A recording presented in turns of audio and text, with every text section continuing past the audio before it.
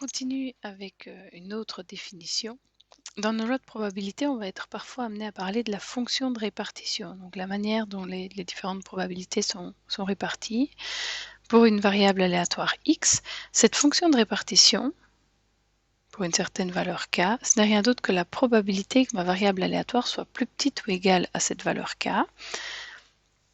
Et donc, à n'importe quel réel qui correspond ici aux valeurs de ma variable aléatoire, je ferai correspondre de toute façon une valeur entre 0 et 1, puisque je vais faire une somme de probabilités, donc je ne pourrai pas dépasser 1 en additionnant toutes les probabilités de mes événements élémentaires.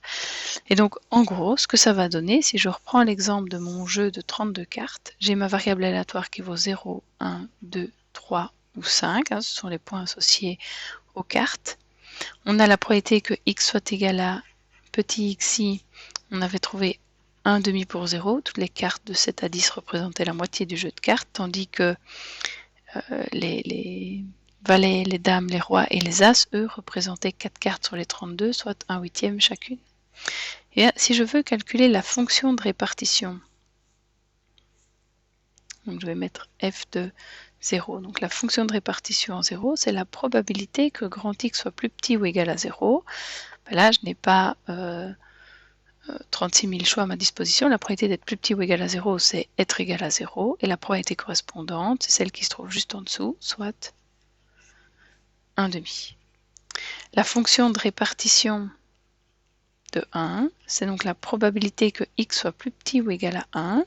Être plus petit ou égal à 1, c'est donc être égal à 0. Ou, qui se traduit par 1 plus, la probabilité d'être égal à 1. Dans mon tableau, ça correspondra donc à 1,5 plus 1/8. 1,5 plus 1/8, si vous mettez tout en huitième, ça fait 5/8.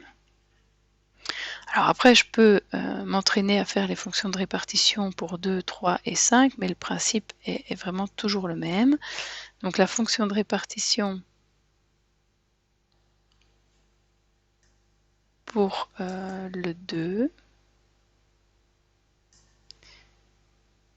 ça va être d'additionner cette fois-ci. Je vais prendre une autre couleur, f de 2. C'est la probabilité que x soit plus petit ou égal à 2. Être plus petit ou égal à 2, c'est bien la même chose qu'être égal à 0 ou égal à 1 ou encore être égal à 2.